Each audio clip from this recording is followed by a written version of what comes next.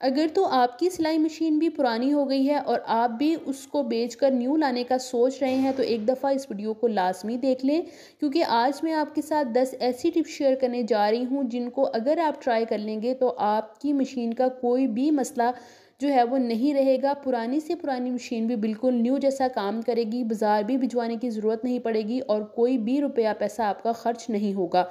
हर तरह का मसला इंशाल्लाह आज की वीडियो में सॉल्व करने का तरीका आपको बताऊंगी। बिस्मिल्लाहिर्रहमानिर्रहीम। शुरू अल्लाह के पाक नाम से जिसकी रहमतें और बरकतें हमारे घरों में शामिल हैं।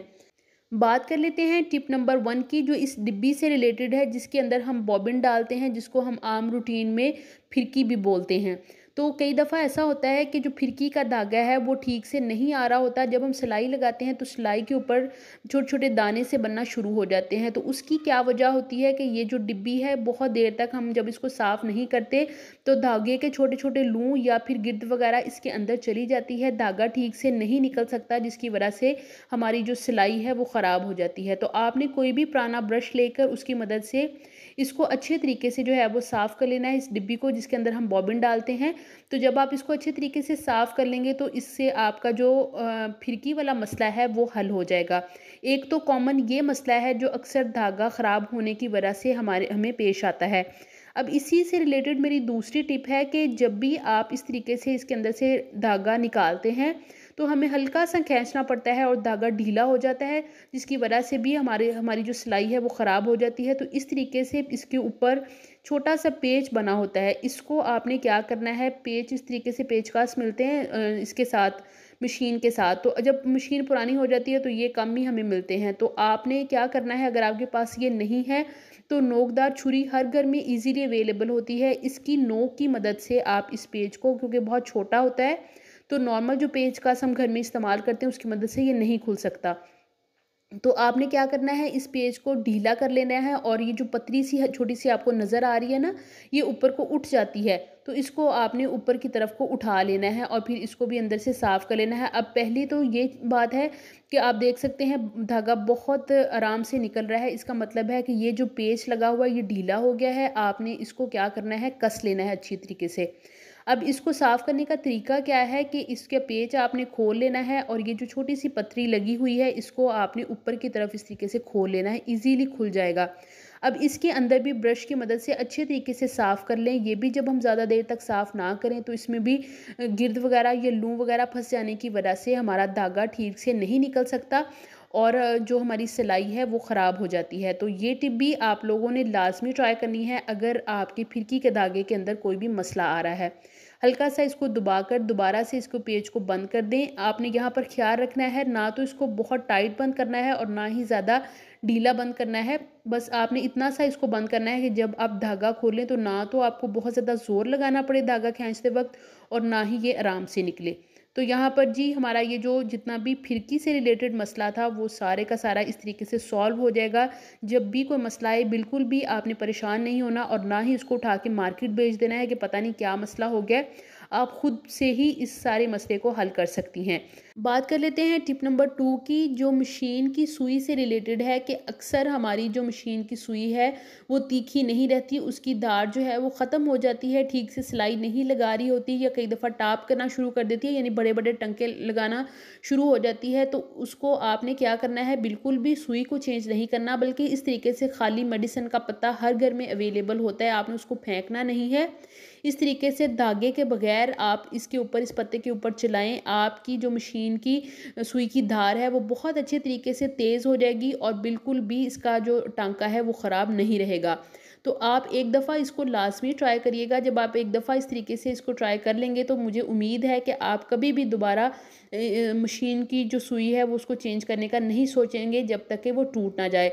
तो बहुत सी बहनों के दिमाग में ये सवाल भी आएगा कि जब हम इसको इस पत्ते पर चलाएंगे तो ये हमारी सुई कहीं टूट ना जाए। तो इसीलिए मैं आपके सामने आपको चलाकर दिखा रही हूँ। बिल्कुल भी सुई टूटी नहीं है, बल्कि इसकी धार तेज़ हो गई है और आप इजीली जो है वो इस तरीके से भी जो धागे का टांका है वो ठीक कर सकते हैं।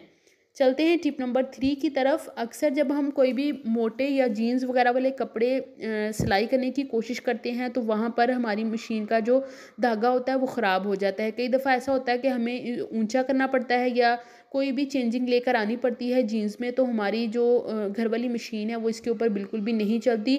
या कई दफ़ा कोई ऐसा कपड़ा होता है जिसको हमने डबल ट्रिपल फोल्ड करके सिलाई लगानी होती है, उस पर भी जो है वो मशीन ठीक से सिलाई नहीं लगा रही होती, तो उसके लिए आपने क्या करना है, वैसलीन ईज़िली हर घर में अवेलेबल होती है। वैसलीन लेकर आपने इस तरीके से सुई के ऊपर 2 से 3 दफ़ा इसको मल देना है, तो इतने अच्छे तरीके से ये काम करना स्टार्ट कर देगी। मैं आपको ये चेक भी करवा देती हूँ सिलाई लगाकर, तो इंशाल्लाह जब आप इस तरीके से इसको ट्राई करेंगे तो जितना मर्ज़ी भी मोटा कपड़ा आप सिलाई करना चाहें ईज़िली सिलाई हो जाएगा और आपकी जो मशीन का टाँका है वो भी ख़राब नहीं होगा। तो यहाँ पर मैंने धागा डाल लिया है। अगर वैसलीन लगाने के बाद धागा डालने में मुश्किल आए तो ब्रश की मदद से आप नीडल को साफ़ कर लें, क्योंकि वैसलीन इसके होल के अंदर चली जाती है और फिर ठीक से आपसे धागा भी नहीं डलता।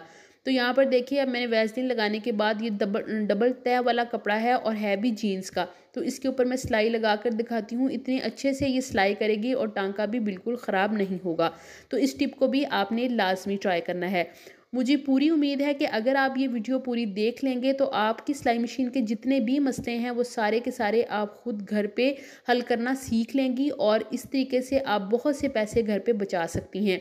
अब उन बहनों के लिए जिनके घर में वैसलीन मौजूद नहीं है, इस तरीके से साबुन का टुकड़ा हर घर में अवेलेबल होता है। टुकड़ा नहीं भी है तो आप छोटा सा साबुन कोई भी लेकर इस तरीके से सुई के नीचे 3-4 दफ़ा इसको इस तरीके से लगाएं। इससे भी सुई की धार तेज़ हो जाती है और आप मोटे से मोटा कपड़ा इस तरीके से जो है वो सिलाई कर सकती हैं। आज की वीडियो थोड़ी सी लेंथी ज़रूर है, लेकिन आपके लिए बहुत ज़्यादा हेल्पफुल है। अगर आप वीडियो को पूरा देखेंगे तो आपको बेहद फ़ायदा होने वाला है। अब हम बात कर लेते हैं टिप नंबर 4 की। उससे पहले अगर अभी तक आप मेरी वीडियो को देख रहे हैं तो इसका मतलब है आपको आज की वीडियो कहीं ना कहीं इंटरेस्टेड ज़रूर लग रही है। अगर ऐसा है तो प्लीज़ मेरी वीडियो को लाइक और चैनल को सब्सक्राइब लाजमी कर दें, ताकि आपको हर आने वाली न्यू वीडियो का नोटिफिकेशन ईजिली मिल सके। अब हम बात कर लेते हैं उस धागे की जो नलकी से आता है और जो हम सुई के अंदर डालते हैं। कई दफ़ा हल्का सा इसको खींचते हैं तो ये ढीला हो चुका होता है, तो इसको आप इस तरीके से इस बटन की मदद से थोड़ा सा सख्त कर लें तो आपका धागा बिल्कुल ठीक हो जाएगा और आपकी जो सिलाई है वो भी बिल्कुल ठीक से होने लग जाएगी। अगर ऐसा करने से भी ठीक ना हो तो फिर ये पतली होती है लगी हुई, इसको थोड़ा सा आगे करके या तो फूंक मार लें ताकि जो भी कोई इसके अंदर लूम वगैरह हो धागे का या कपड़े का या कोई भी डस्ट वगैरह हो वो रिमूव हो जाए। ये देखिए कितनी डस्ट निकली इसके अंदर से। तो इस तरीके से ब्रश की मदद से भी आप इसको साफ़ कर सकते हैं। इस तरीके से भी ये मसला आपका हल हो जाएगा। इसके अलावा अगर आप किसी भी लास्टिक के ऊपर सिलाई लगाना चाह रही हैं और आपकी सिलाई ठीक से नहीं लग रही तो आप इसको थोड़ा सा ढीला कर लें, फिर ईजीली सिलाई लग जाएगी। अब हम चलते हैं अपने नेक्स्ट टिप की तरफ। बहुत ज़्यादा हेल्पफुल होने वाला है। यहाँ पर मुझे चाहिए एक आलू।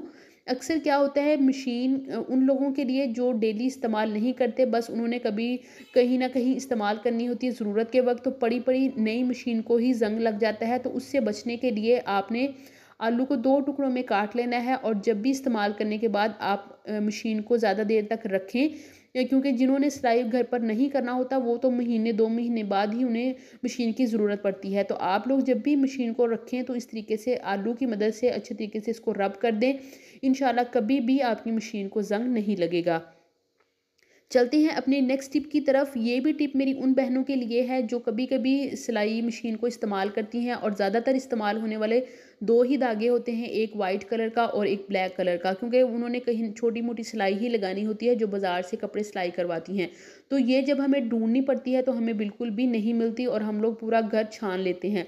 तो आप लोगों ने क्या करना है, इस तरीके से डबल टेक का एक छोटा सा टुकड़ा ले लेना है। अगर आपके पास नहीं है तो आप दूसरी भी इस्तेमाल कर सकती हैं। इस तरीके से सिलाई मशीन के निचले हिस्से पर आपने इसको लगाकर ऊपर से इसको रिमूव कर दें और जो भी कॉमन इस्तेमाल होने वाली जो नलकियां हैं जो आपको लगता है कि यही ज़्यादा इस्तेमाल होती हैं उनको इस तरीके से इसके ऊपर चिपका दें, तो आपकी नलकियां कभी भी आगे पीछे नहीं होंगी। इसके अलावा जो धागे का सिरा है उसको आपने टेप वाली साइड पर रखना है ताकि ये नलकियां जो है वो धागा इनके अंदर से निकले भी ना और बहुत अच्छे तरीके से आपकी महफूज हो जाए। जब भी आपने इस्तेमाल करना है बस यहाँ से उतारें और इस्तेमाल कर लें, क्योंकि जिन घरों में ये इस्तेमाल ज़्यादा मशीन नहीं होती उनमें नलकियाँ भी 1-2 ही होती हैं और वो भी गुम हो जाती हैं जब हमें ज़रूरत हो। तो आप इस तरीके से इनको महफूज कर सकती हैं। बात कर लेते हैं नेक्स्ट टिप की। अक्सर जब हम बहुत ज़्यादा नलकियाँ वगैरह किसी एक डिब्बे में महफूज करके रखते हैं तो वो आपस में उलझ जाती हैं, और जब भी हमें कोई नलकी चाहिए होती है वो ऐसी सारी की सारी एक ही जगह पर इकट्ठी हुई होती हैं, तो हमें बहुत ज़्यादा परेशानी होती है। कई दफ़ा जल्दी में हमें कोई ना कोई काम करना होता है तो ये मसला हमारा सामने आ जाता है।